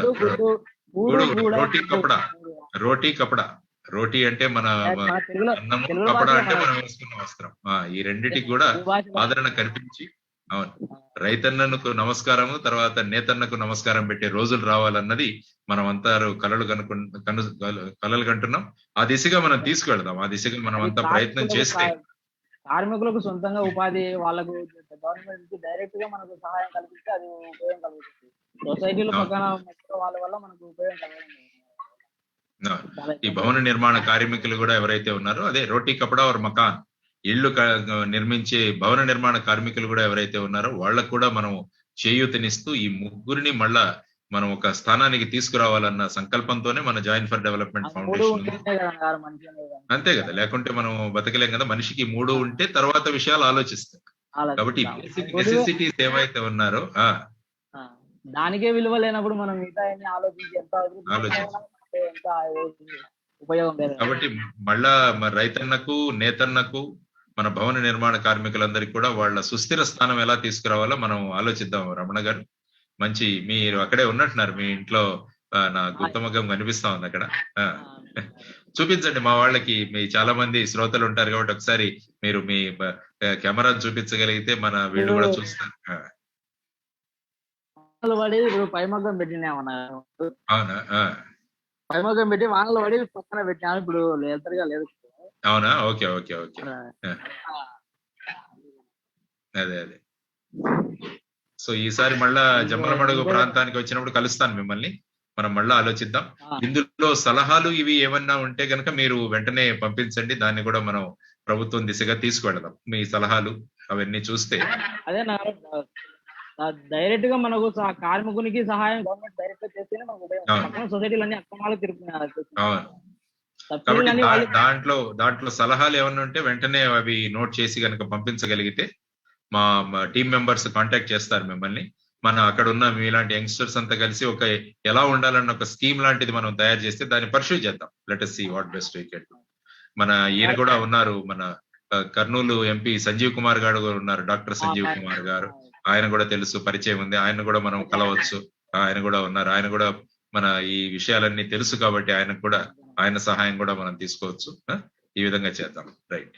ఇంకొక విషయం తెలుగు భాష గురించి మనము ఎక్కడికి పోయినా కూడా మనం వర్క్ పరంగా తెలుగు మాట్లాడకుండా ఉన్నాము, ఇంట్లో కూడా తెలుగు మాట్లాడకుండా ఉన్నాము, మనతో ఫ్రెండ్స్ తో కూడా తెలుగు మాట్లాడుకున్నాము. ఎక్కడికి వెళ్ళినా కూడా మన కమ్యూనికేషన్ స్కిల్స్ అని ఇంగ్లీష్ తో మాట్లాడుతున్నాం తప్ప మనం తెలుగు మాట్లాడడానికి వీలే లేదు.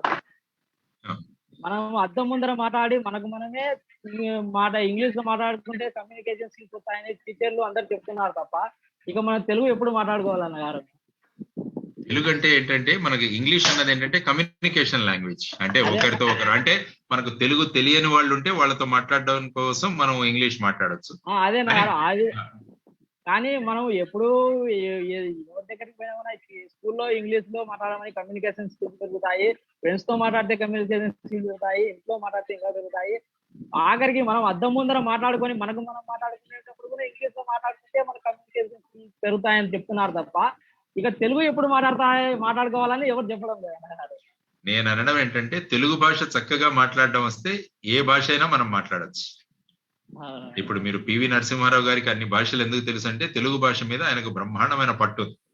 ఒక భాష మీద మనకు పట్టుంటే ఏమవుతుందంటే దాంట్లో ఉన్న సారాంశం అంతా మనకు తెలుస్తుంది.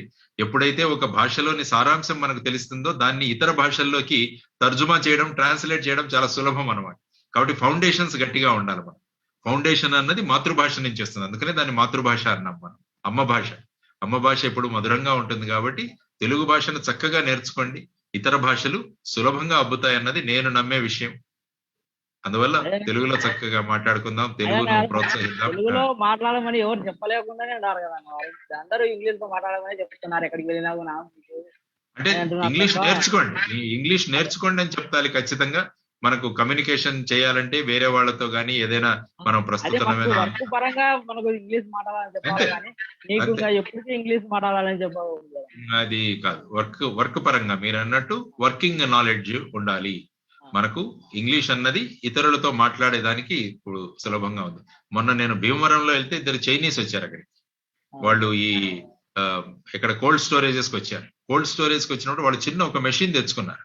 ఆ మెషిన్ లో వాళ్ళు చైనీస్ లో మాట్లాడుతుంటే అది ఇంగ్లీష్ లో మాట్లాడుతుంది బయటికి. కాబట్టి ఈ విధంగా ఆర్టిఫిషియల్ ఇంటెలిజెన్స్ అన్నది చాలా తెస్తాం. కాబట్టి అలాంటిది మనం పెట్టుకుంటే మనం తెలుగులో మాట్లాడితే అది ఇంగ్లీష్ లో మాట్లాడుతుంది. అది కూడా మనం తీసుకురావచ్చు, అది పెద్ద విషయం. రైట్ రమణ గారు, ఈసారి కలుద్దాం. నేను జమ్మలమడుగు వచ్చినప్పుడు కలుస్తాను. మీ సూచనలు సలహాలు ఉంటే మనకు పంపించండి, మన టీం మిమ్మల్ని కాంటాక్ట్ చేస్తారు. మనం నేతన్నల పరిస్థితిని గురించి కూడా మనం ఖచ్చితంగా చర్చిద్దాం. Right. Thank you Ramana garu, very important topic raise చేశారు. Thank you for that. And sir, handloom industry మీరు చెప్పినట్టు is the second largest employer after agriculture. Almost 3 billion weaver households ని ఎంప్లాయ్ చేస్తుంది. I think it's time for our handloom industry to adopt better marketing and branding techniques, sir. Yes. And also leverage digital technologies and e-commerce platforms. Actual గా మన రైతులు గాని నేతన్నలు గాని కావాల్సింది marketing. వాళ్ళు వాళ్ళ పనిలో చాలా సిద్ధహస్తులు. రైతు గాని నేతన్న గాని వీళ్ళిద్దరు కూడా వాళ్ళ పనులలో సిద్ధహస్తులు. గాని వాళ్ళు మెయిన్ గా ఏంటంటే వాళ్లకు మార్కెటింగ్ చేయడం అన్నది ప్రధానమైన సమస్యగా ఉంది. అది మనం ముందుకు రావాలి. తర్వాత యంగ్స్టర్స్ కూడా రావాలి. డిజిటల్ ప్లాట్ఫామ్స్ తయారు చేయాలి. డైరెక్ట్ గా మనం ఎక్స్పోర్ట్ చేసే లెవెల్లో కూడా వాళ్ళని ప్రోత్సహించాలి. ఇవన్నీ కనుక మనం చేయగలిగితే ఏమవుతుందంటే వాళ్ళ ఆర్థిక స్థితిగతులు బ్రహ్మాండంగా మెరుగవుతాయి అన్నది మనం ముఖ్యంగా నేర్చుకోవాల్సిన విషయం. తర్వాత ఆల్మోస్ట్ ఐ థింక్ అందరూ అయిపోయారా, ఇంకా ఉన్నారా? సార్ ఆల్మోస్ట్ అందరూ అయిపోయారు sir. I think we come to the end of the session almost. And sir just to bring చెప్పు. No sir, you please continue. ఎందుకంటే ఈ 2 రోజులు, ఎందుకంటే మనం ఈ వీక్ గురించి చూసుకుంటే 10th September అన్నది మనకు వరల్డ్ సూసైడ్ ప్రివెన్షన్ డే. అదొకటి. మనం ఆ రోజు గణేష్ వినాయక చవితి దీంట్లో బిజీగా ఉన్నాం. మనం అందరికీ కూడా వినాయక చవితి శుభాకాంక్షలు. 10 September మనం మొత్తం దేశంలోనే కాదు ప్రపంచంలోనే సూసైడ్ ప్రివెన్షన్ డే అని మనం జరుపుకుంటాం. ప్రపంచం మొత్తం మీద ఆల్మోస్ట్ 15 లక్షల మంది సంవత్సరంలో ఆత్మహత్యలు చేసుకుంటున్నారు. ముఖ్యంగా 15 నుంచి 24 సంవత్సరాల వయస్సులో ఉన్న వాళ్ళు ఎవరైతే ఉన్నారో వాళ్ళ చనిపోవడానికి ప్రధానమైన కారణం ఆత్మహత్యలు. అందువల్ల ఈ ఆత్మహత్యలు జరగకుండా ఈ world prevention day, suicide prevention day అని జరుపుకుంటాం. మన ఫౌండేషన్ తరపున కూడా అనేక కాలేజెస్ లో దీని విషయం గురించి మాట్లాడడం జరిగింది. కాబట్టి శ్రోతలందరూ కూడా ఈ విషయం గురించి ఒకసారి ఆలోచించండి. ఎందుకు ఈ సూసైడ్స్ జరుగుతున్నాయి, వీటిని కంట్రోల్ చేయడానికి మనం ఏం చేయాలి అన్నది కూడా మనం ఆలోచించుకోవాలి. తర్వాత ఈ రోజు సర్గర్హి డే అంటాం. ఈరోజు సర్గర్హి డే అంటే యాక్చువల్ గా ఇండియన్ ఆర్మీలోని 4th బెటాలియన్ వాళ్ళు ఒక సిక్ రెజిమెంట్ 1897 లో ఒక 21 మంది సిక్ రెజిమెంట్ లో ఉన్న సోల్జర్స్ 10,000 మంది పఠాన్స్ మన నార్త్ వెస్ట్ ఫ్రాంటియర్ లో వాళ్ళు అటాక్ చేస్తే వాళ్ళకు లొంగకుండా వాళ్ళు వీరమరణాన్ని పొందారు. కాబట్టి ఈ రోజు సరగర్హి డే అని ఆర్మీలో జరుపుకుంటారు. కాబట్టి 12th సెప్టెంబర్ అది కూడా మనం గుర్తుంచుకోవాల్సిన ఒక ఇంపార్టెంట్ రోజు. సో ఈ విధంగా ఈ రోజు అనేక విషయాల గురించి మనం మాట్లాడుకున్నాం. మన ఎంపీ రామ్మోహన్ నాయుడు గారు కూడా రావడం జరిగింది, సుగంధి మేడం గారు కూడా రావడం జరిగింది అతిథులుగా. వాళ్ళ దగ్గర నుంచి కూడా చాలా విషయాలు మనం నేర్చుకున్నాం. తర్వాత నేతన్నల గురించి, తర్వాత రోడ్స్ గురించి, ఎన్జిఓస్ గురించి మన మెంబర్స్ కూడా మిగతా వాడు ఫణిరాజ్ గాని, పూజ గాని, తర్వాత మా రమణ గాని వీరందరూ కూడా మాట్లాడడం జరిగింది. కాబట్టి ఈ రోజు మనం టేక్ హోమ్ లో ఫాలో అప్ ఏమేమి చేయాలన్నది కూడా మనం గనక చేయగలిగితే that will be a real contribution. Right. Definitely, I'll touch base with them, sir. And also, I'm reminded of September 11. Two important things have happened in the history. One, a very proud moment, and other, shameful moment in the history of the world. Yes. September 11, 1893 witnessed the World Parliament of Religions at Chicago, Mana Swami Vivekananda. And sir, fast forward 108 years, Ade Roju, 2001, September 11, we had a terrific terror attack on the World Trade Center. Yes. And fast forward to another 20 years, we have Taliban taking over Afghanistan. So how do you see this whole, string of events? Would you like to talk something on that? Definitely. ఎందుకంటే ప్రపంచం ఏ విధంగా ఆలోచిస్తుంది అన్నది మనము చూస్తే ఈ రెండు ఘటనలు 2001వ సంవత్సరంలో 9/11 అంటాం. ఈ ట్విన్ టవర్స్ ఏవైతే ఉన్నాయో అవి కూలదోయడం, తర్వాత ఈ 15 ఆగస్టు రోజున Taliban it has taken over Kabul. Actual గా ఈ రెండు డేట్స్ మీరు చూసుకుంటే 9/11 అన్నది యాక్చువల్ గా మీరు యుఎస్ లో కనుక వెళ్తే అక్కడ ఏదైనా ఎమర్జెన్సీ కాల్ చేయాలంటే 911 డయల్ చేయాలి. 911 ఈజ్ ది ఎమర్జెన్సీ నంబర్. అప్పుడు ఫోన్ చేసినప్పుడు మీరు పోలీస్ వస్తుంది, అంబులెన్స్ వస్తుంది, ఫైర్ బ్రిగేడ్, ఈ మూడు కలిసి వస్తాయి అక్కడ. సో వీళ్ళు కూడా 9/11 they have selected this. And also another thing is that 2 towers look like 11. అది కూడా ఒకటి వాళ్ళు తీసుకున్న ఇది. తర్వాత వచ్చేసి ఈ 15th ఆగస్ట్ మన స్వాతంత్ర దినోత్సవ దాంతో కూడా కోఇన్సిడెన్స్ చూడండి, వాళ్ళు Taliban they ran over Kabul also. అంటే ఏంటంటే సమాజంలో ఒక రకమైన ఈ ఆలోచన విధానం ఎలా మారుతుంది, అందరం కలిసి ఉందామన్న కాన్సెప్ట్ ఏదైతే ఉందో, మనమంతా వసుదైవ కుటుంబకం అని ఏదైతే మనం అనుకుంటున్నామో దాని నుంచి ఈ విధమైన సంఘర్షణలు రావడం వల్ల so there is lot of change that is required in the thought process. ఆలోచన విధానాల్లో మార్పులు రావాలి, అందరూ కలిసి ఉండాలన్న ఒక కాన్సెప్ట్ ఏదైతే మనకుందో అది వస్తే, అదర్వైజ్ ఏంటంటే లైఫ్ హ్యాస్ నో మీనింగ్. రోజు టెన్షన్స్ తో ఉండే life it has no meaning. Every moment, every second మనం ఎంజాయ్ చేస్తే that is a very fruitful life. కాబట్టి ఆ విధమైన జీవితాన్ని మనం తీసుకురావడానికి మనమేం చేయగలమన్న కాన్సెప్ట్ కనుక మనం డెవలప్ చేసుకోగలిగితే, ఏదైతే వరల్డ్ పార్లమెంట్ ఆఫ్ రిలీజియన్స్ లో 1893లో స్వామి వివేకానందుల వారు ఏ విధంగా మాట్లాడారు, ఆయన అందరినీ కూడా మన సోదరి మనులారా ఆయన మాట్లాడినప్పుడు మేము అమెరికన్లను వేరుగా, బ్రిటిష్ వాళ్ళను వేరుగా మేము చూడం, అందరం కూడా భారతదేశం ఆ విధంగా ఆలోచిస్తాం. ఈ ప్రపంచంలో ఉన్న ప్రతి ఒక్కరు కూడా మా కుటుంబ సభ్యులే అన్న ఒక ఉన్నతమైన ఆలోచనలు ఆ రోజు అక్కడ ప్రచారం చేయడం జరిగింది. So let us think about those lines. So నెగటివిటీని మనం పక్కన పెట్టి పాజిటివ్ గా మనం ఆలోచిస్తూ వెళితే డెఫినెట్ గా a day will come where the world will be a best and the happiest place to live. కాబట్టి దానికి నేను ఏం చేయగలను, మీరేం చేయగలరు, యాజ్ అ సొసైటీ మనం ఏం చేయగలము అన్నది మనం ఆలోచిస్తే then only positivity remains. So let us always think positive, let us do positive things, and let us live in a happy place. Yeah. Thank you, sir. It fills my heart with real happiness and positivity to see you talking. Thank you for that, sir. And also just to place on record, మన వినాయక చవితి మన JD foundation ద్వారా మట్టి వినాయకుల్ని పంపించడం చాలా successful గా జరిగింది. I would like thank you very much. I would like you to talk something. అదేంటంటే basic గా మనం ఫండమెంటల్ డ్యూటీస్ అని ఆర్టికల్ 50A లో మీరు చూస్తే ఫండమెంటల్ డ్యూటీస్ అని మనకి ఇవ్వడం జరిగింది. అందులో ప్రతి ఒక్కరి యొక్క ప్రధానమైన బాధ్యతలు ఏవైతే ఉన్నాయో దాంట్లో ఇవ్వడం జరిగింది. అందులో పర్యావరణ పరిరక్షణ, ఎన్వైరన్మెంటల్ ప్రొటెక్షన్ అన్నది ఒక ముఖ్యమైన భాగం. అందుకనే ఈ గత 3 సంవత్సరాలుగా మనం వినాయక చవితి సందర్భంగా మట్టి వినాయకుల్ని మనం ఇస్తూ వచ్చాం. క్లే ఐడాల్స్ ఈసారి కూడా మన జాయిన్ ఫర్ డెవలప్మెంట్ ఫౌండేషన్ మిగతా అందరూ కలిసి చాలా పెద్ద సంఖ్యలో మనం we could distribute this clay idols. So దాన్ని కూడా మనం రిక్వెస్ట్ చేశాము, అందరూ ఇది వాడండి. ఎందుకంటే మనకు వర్షాలు వచ్చినప్పుడు అనేక బంకమట్టి ఇవన్నీ కూడా నదుల్లోకి వచ్చేసి అక్కడ గ్రౌండ్ లెవెల్లో పెరుగుతుంది అనమాట. యాక్చువల్ గా ఇది డీసిల్టింగ్ అనమాట. ఈ బంకమట్టితో గనక మనం వినాయకుల్ని చేస్తే అక్కడ నదిలోంచి చెరువుల్లోంచి సిల్ట్ అయిన ఇదంతా కూడా దాన్ని బయటికి తీసి దాన్ని మళ్ళా మనం వినాయకులుగా తయారు చేసి మళ్ళా అక్కడ ఇచ్చేస్తాం. అదేవిధంగా వర్షాకాలంలో వచ్చిన ఏదైతే మాలిన్యాలు ఇవన్నీ ఉంటాయో, గణేశోత్సవ టైంలో మనం యూజ్ చేసే ఈ పత్రి ఏదైతే ఉంటుందో 21 రకాలు, వీటన్నిటిని కూడా మళ్ళా వెళ్ళి నిమజ్జనం చేయడం వల్ల అక్కడ నదులు చెరువులు కూడా మళ్ళా శుభ్రమవుతావన్నది సైంటిఫిక్ గా ఉన్న మన కాన్సెప్ట్. సో మన పండుగలు ఇవన్నీ చూసుకుంటే కూడా దాంట్లో there is lot of science that is involved. తర్వాత బాలగంగాధర్ తిలక్ గారు కూడా ఈ గణేష్ మహోత్సవాల్ని ఒక పబ్లిక్ ఫంక్షన్ గా ఆయన చేయడం మొదలు పెట్టారు. ఎందుకంటే 1857 ఫస్ట్ వార్ ఆఫ్ ఇండిపెండెన్స్ జరిగిన తర్వాత బ్రిటిష్ వారు ఓపెన్ గా ఇలాంటి పూజలు కానీ ఇలాంటి మహోత్సవాలు కానీ చేయడానికి దే హ్యావ్ బ్యాన్. సో అది చూసి బాలగంగాధర్ తిలక్ గారు మొదటిసారిగా పూణేలో ఈ విధంగా చేయడం వల్ల ప్రజల్లో ఒక రకమైన ఉత్సాహం పుట్టి వాళ్ళందరూ కూడా స్వాతంత్ర సంగ్రామంలో ముందుకు తీసుకువెళ్ళడానికి గణేష్ మహోత్సవం కూడా బ్రహ్మాండమైన కారణభూతమైంది. కాబట్టి ఒకసారి బాలగంగాధర్ తిలక్ గారి కూడా మనం గుర్తు చేసుకోవాలి. ఆయన ఆ మహానుభావుడు స్వతంత్రం నా జన్మ హక్కు అని, freedom is my birth right అని ఆయన చెప్పిన ఆ సిద్ధాంతాల ద్వారా మన స్వాతంత్ర సంగ్రామంలో ఎంతో కొత్త ఉత్సాహం వచ్చింది.